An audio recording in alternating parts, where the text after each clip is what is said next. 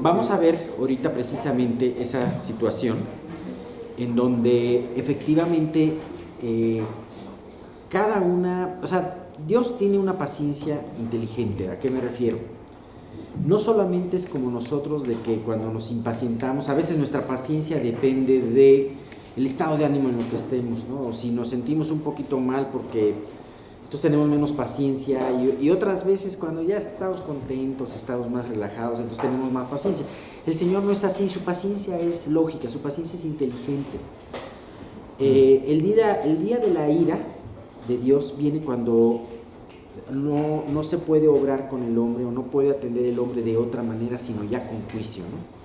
Pero mientras pueda el hombre entender a través de la exhortación, Dios seguirá trayendo la exhortación. Y en este caso ya había casos perdidos. Israel había perdido muchísimo a través de toda su rebelión. Como lo vamos a ver ahorita, Israel siempre había estado decidiendo a tener un mal hábito, y ese mal hábito era de quejarse y no confiar. Entonces, en un principio Dios lo dejó pasar en el Mar Rojo, pues fue una gran queja. Sin embargo, tú puedes ver que ahí ni Moisés ni Dios les recalcó nada, ¿no? Después poco a poco fue Dios diciendo, oye, por cierto, este es un pueblo de dura cerviz, ¿no? O sea, y no fue sino hasta ya otros puntos cuando ya empezó Dios a traer una disciplina más fuerte. En cierta manera sí se limitó, sí llegaron a su paciencia, pero esa paciencia, ese límite de la paciencia es porque ya no se podía hacer nada. Ellos iban a seguir obstinados, pecando.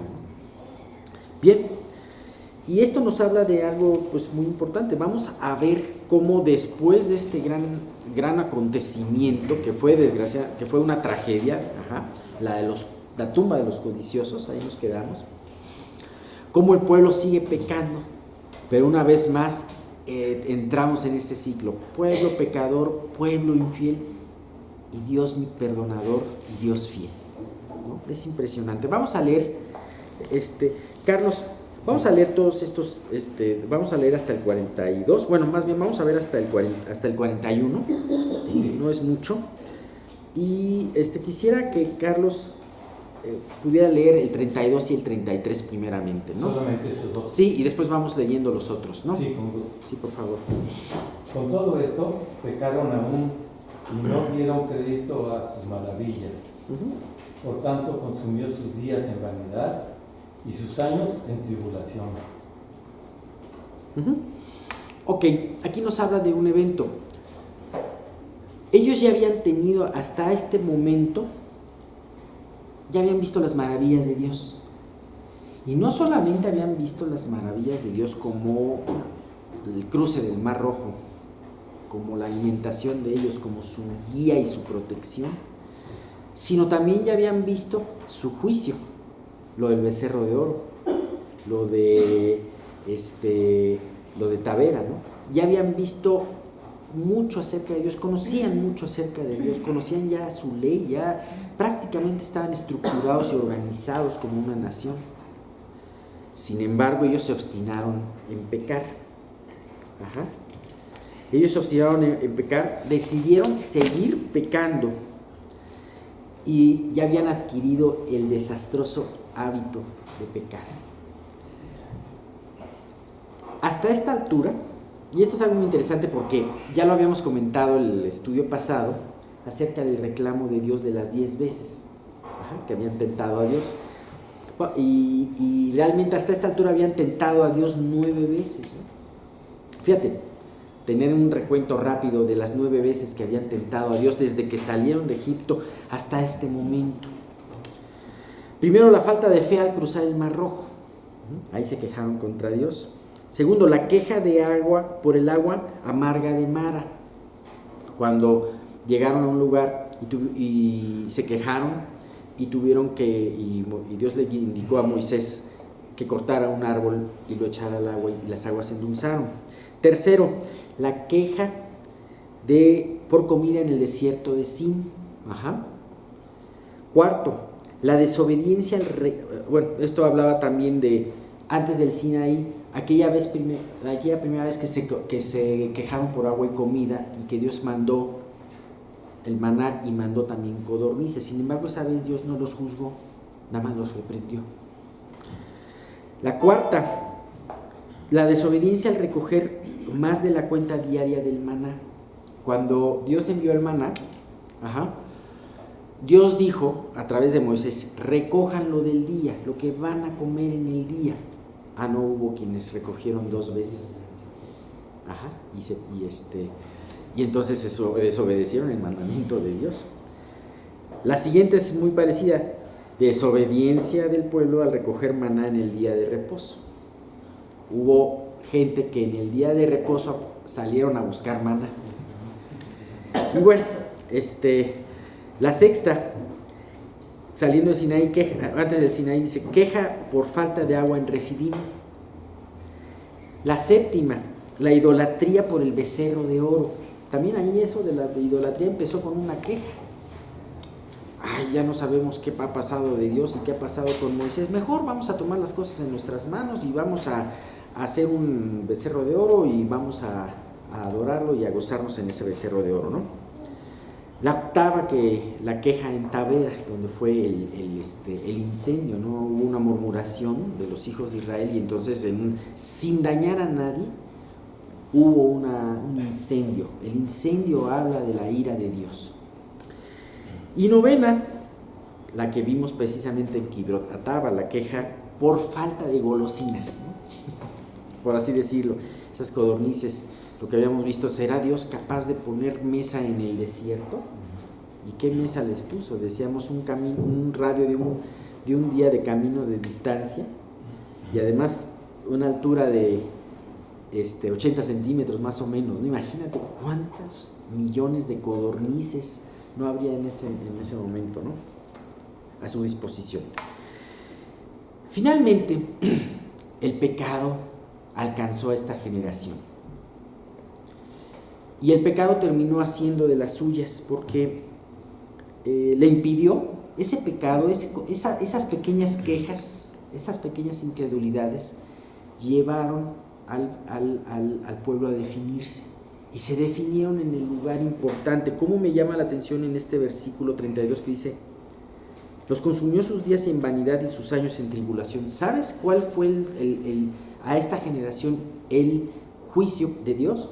Los 40 años de vagar en el desierto. O sea, fueron años consumidos en vanidad.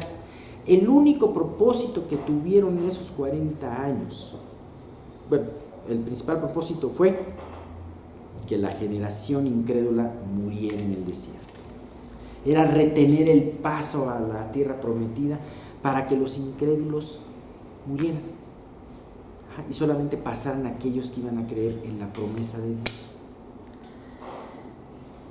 Fíjate, esta 10ª vez Dios, como decíamos, la enfatiza en su palabra diciendo, Números 14, del 22 al 23, dice: todos los que vieron mi gloria y mis señales que he hecho en Egipto y en el desierto, y me han tentado ya 10 veces, o sea, con esa vez de la tierra prometida fue 10, ¿no?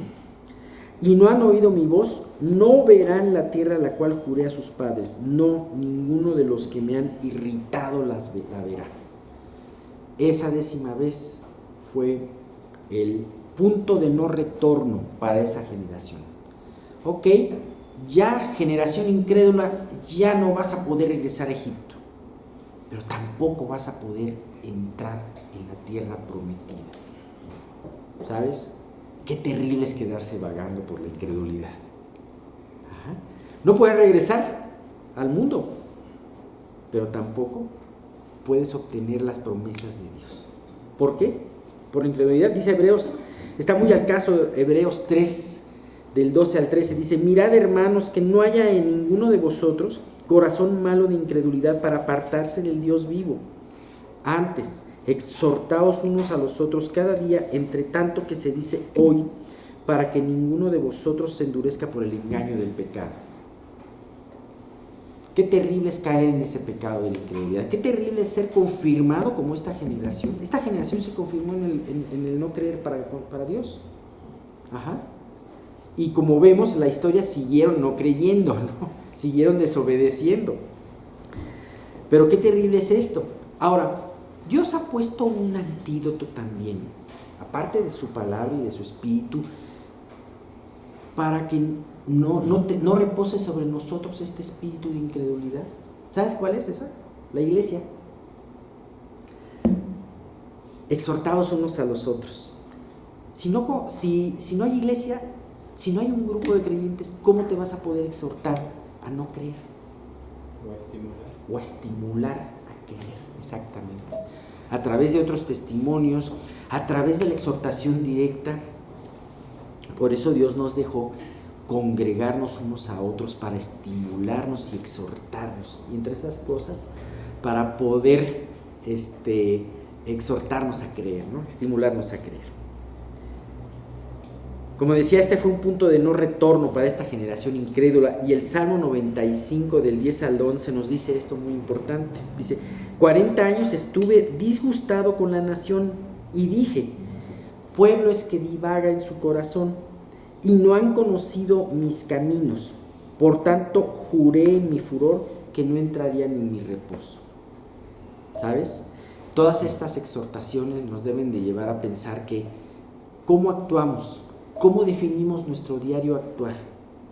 A través de lo que vivimos diariamente, ¿estamos tomando decisiones de fe o estamos dejándonos llevar por nuestra incredulidad?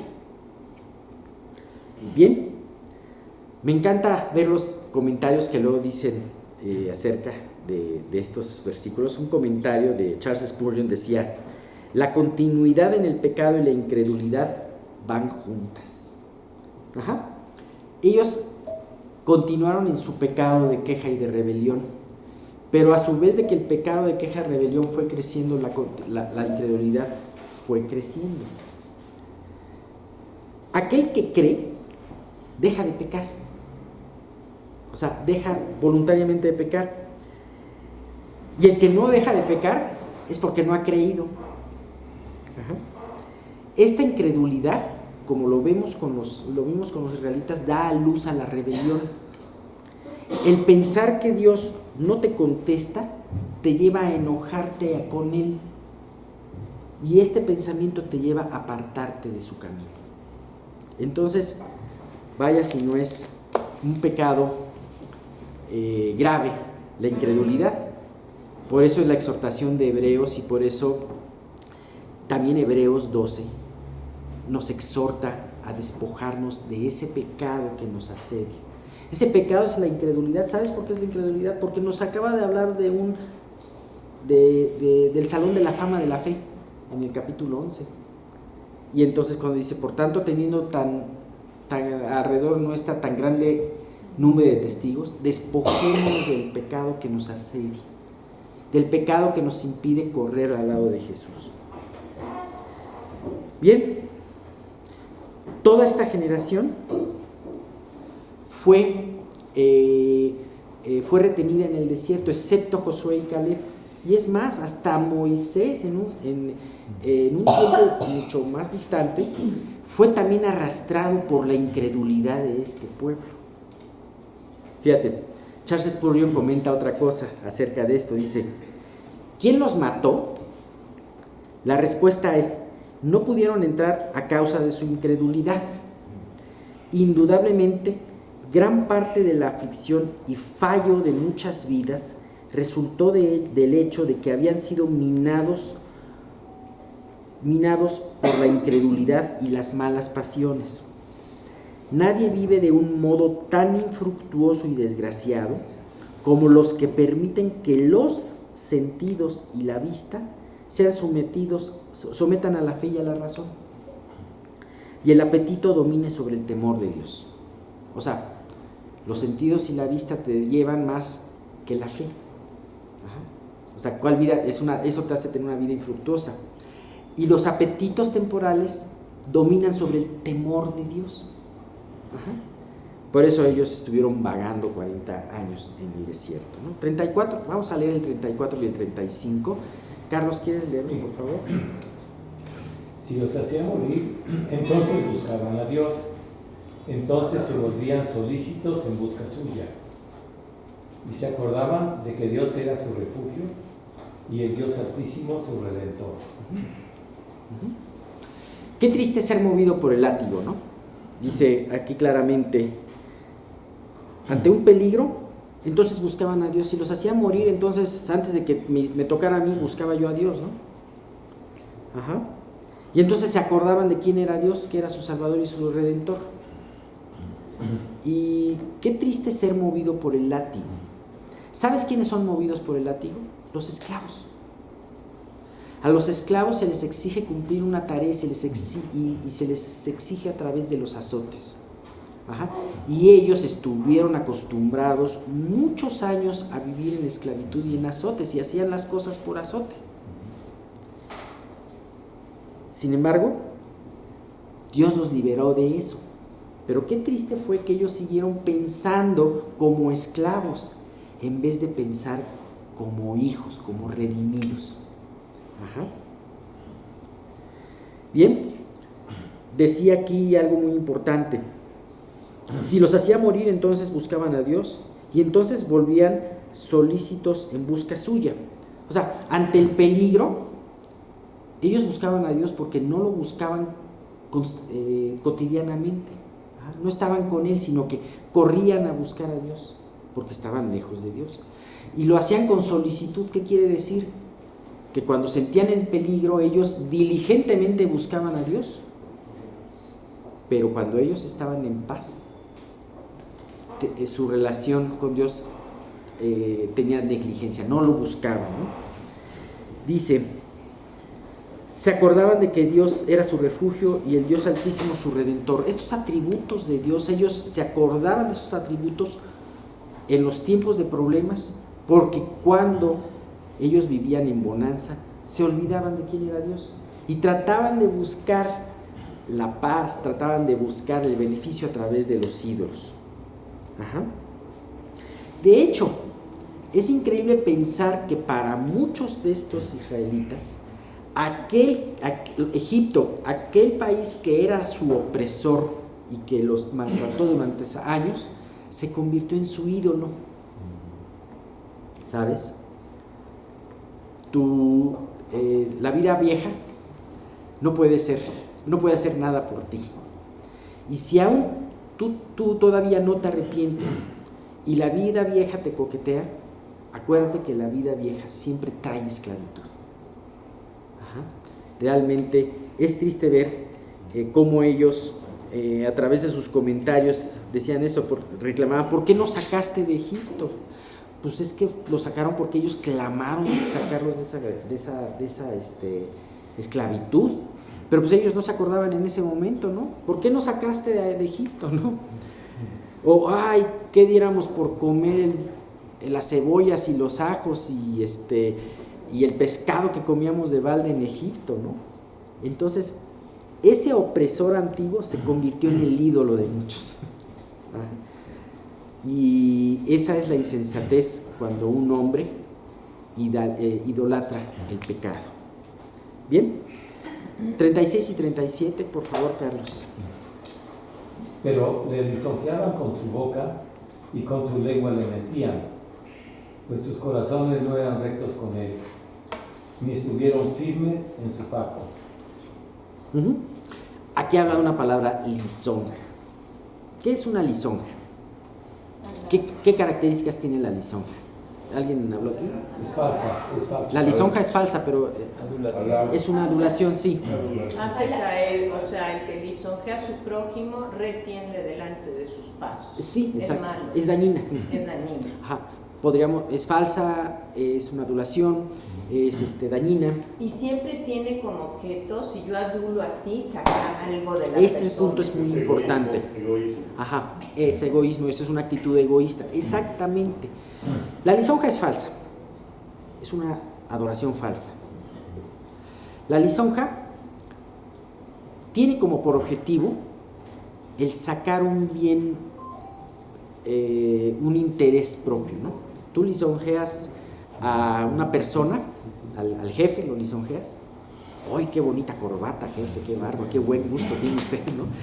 Y porque quieres que él te tome en cuenta en el primer aumento, ¿verdad? En fin, la lisonja tiene un mal motivo atrás. ¿Eso qué quiere decir? La lisonja es hipocresía. El que lisonjea piensa otra cosa por atrás, ¿no? Ajá. Piensa otra cosa en su corazón, no corresponde en su corazón. Nosotros, el hombre, le gustan las lisonjas, le gusta recibir lisonjas, ¿no? Porque no sabe lo que hay en el corazón muchas veces de la persona que lisonjea. Ajá. Pero Dios conoce nuestros corazones y para Dios es una abominación la lisonja. Así que esto que hacía Israel tenía episodios en donde aparentemente, y hablando aquí del desierto, aparentemente se volvían a él, y se volvían en lisonjas, y se volvían en promesas. Ellos prometieron a Dios seguir los mandamientos. Dijeron, no nos hable Dios, háblanos tú a través, y todo, que Dios nos hable a través de Moisés, y todo lo que nos diga Moisés lo vamos a obedecer. Sí. Pero no bastó unos pocos días cuando ellos ya estaban adorando un becerro de oro. ¿Sabes? El moverte por temor no va a sacar de ti la adoración ni alabanza correcta, sino va a sacar de ti una adulación hipócrita hacia Dios. ¿Por qué podemos a veces nosotros adorar hipócritamente a Dios? Porque tenemos un temor del castigo. No, es que sí, Dios, tú eres lo máximo y todo, porque tengo miedo que me castigues. Eso es idolatría. Acuérdate cómo los idólatras, los que adoran un ídolo, cómo actúan. Voy a hacerle una ofrenda al Dios de la lluvia, porque tengo miedo que me deje sin lluvia. O al Dios del mar, los marineros, porque tengo miedo de las tempestades. Todo se maneja en miedo, como esclavos del temor. Somos ese Egipto habla como el temor, ¿no? O estaba mejor antes, ¿no? Y ¿sabes qué? Dios nos llamó a libertad como este pueblo. Sí, es bueno el temor, es bueno saber que lo que hacemos tiene una consecuencia, pero ese es apenas una especie de nana de ayo que nos debe de llevar a Dios, porque Dios no quiere que nosotros continuemos nuestra vida sirviendo por temor, sino sirviendo con amor. ¿Y sabes qué? El amor viene porque tú vas conociendo mejor a tu Creador, a tu Salvador. El amor viene porque no se te olvida meditar que Él es tu Redentor, que Él es tu protector, que Él es tu Salvador. Ellos no lo meditaban, no lo hacían continuamente, pero la idea es que lo hicieran para que ellos conocieran su amor. Y bien, pues, realmente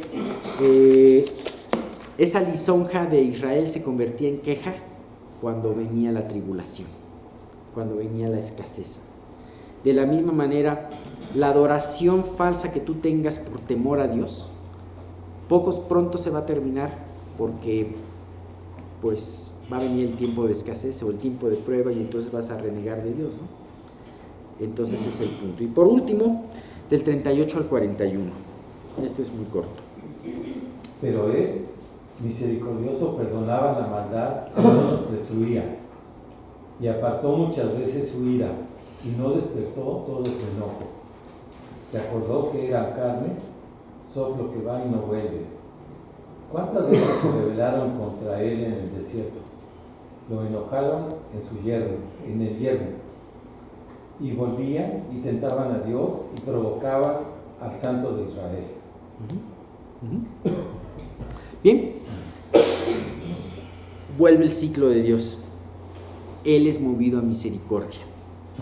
¿Qué contraste la actitud misericordiosa y perdonadora de Dios con respecto a la actitud de queja, de adoración, de hipocresía, de rebelión que tenía el pueblo de Israel? Sin embargo, Dios, a pesar de eso, siguió trabajando pacientemente con ellos. Si bien su juicio iba a llevarlos a que muchos murieran, también Dios iba a meterlos finalmente a la tierra prometida.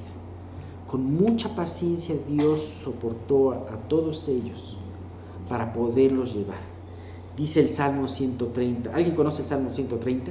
Es un salmo muy hermoso, especialmente el versículo 4, 3 y 4, que dice: Ja, es una contracción de Jehová. Ja, si mirares a los pecados, ¿quién, oh Señor, podrá mantenerse? Pero en ti hay perdón para que seas reverenciado. Podemos quedarnos con este versículo, porque ese es nuestro Dios. Ese es el Dios que nos ha librado. Ese es el Dios al cual quiere que tú te comprometas. Pero no en una entrega basada en el temor a las consecuencias, sino algo más allá, una entrega llevada porque el sacrificio de Él y todos sus dones te han llevado a amarlo, ¿no? Él nos amó primero, por eso nosotros los amamos. El amor de Cristo nos constriñe en esto, que si uno murió, luego todos morimos. Qué importante es este punto. El caminar por agradecimiento y amor es mucho más fácil y provechoso que el caminar por miedo al castigo, porque el uno es vida mientras que el otro es muerte. Cuando eres movido solamente por el temor al castigo, entonces será muy fácil que vuelvas a pecar y te apartes.